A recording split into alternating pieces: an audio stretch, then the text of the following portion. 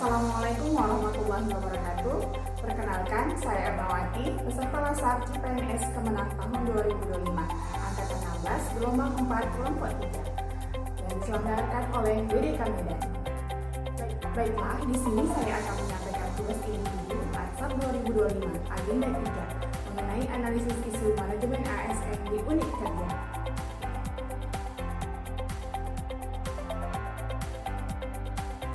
Saya telah mengidentifikasi isu yang ada di unit kerja saya, yakni Kementerian Agama Labuhan Batu Utara.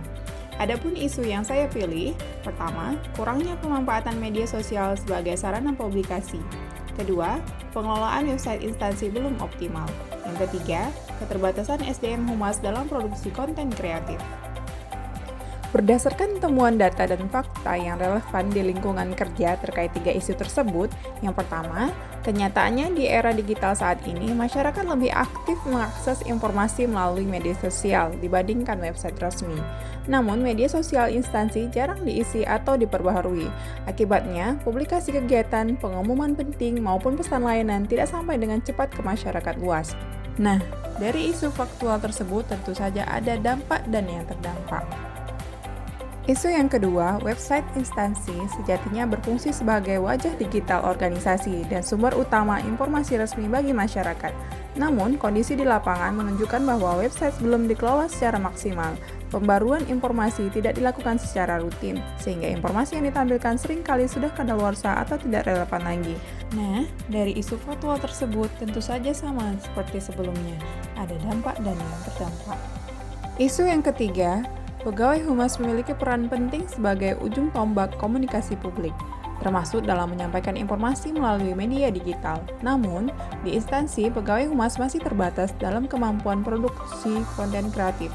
Keahlian teknis seperti desain grafis, editing video, penulisan kreatif, dan storytelling digital belum dikuasai secara memadai.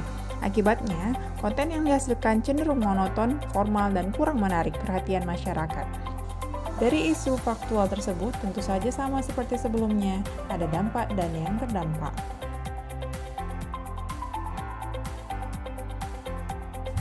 Keterkaitan isu dengan nilai-nilai dasar ASN berorientasi pelayanan, yaitu kebutuhan masyarakat terhadap informasi tidak terpenuhi dengan baik. Akuntabel, kepercayaan publik menurun karena informasi tidak transparan dan tidak dapat dipertanggungjawabkan.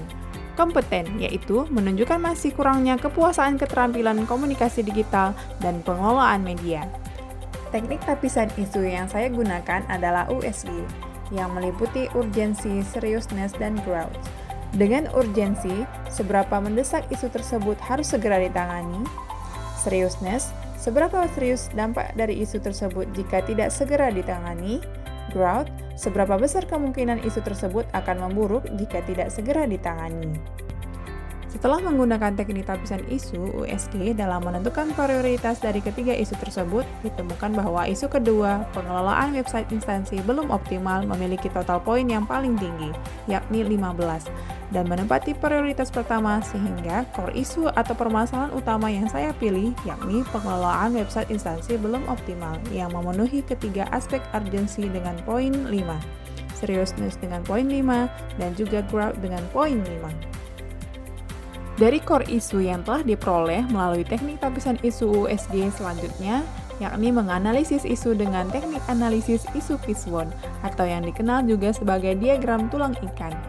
Diagram fishbone ini memvisualisasikan hubungan sebab akibat dengan menempatkan permasalahan utama pada bagian kepala ikan dan mengelompokkan faktor-faktor penyebab ke dalam cabang-cabang yang menyerupai tulang ikan. Dan selanjutnya diuraikan faktor-faktor penyebab berdasarkan data dan fakta yang telah ditemukan di lapangan, meliputi metode, material, mesin, dan manajemen. Adapun gagasan kreatif untuk isu tersebut adalah optimalisasi pengelolaan website instansi. Ada 2 cara, yaitu optimalisasi konten informasi publik dan monitoring serta evaluasi berkala.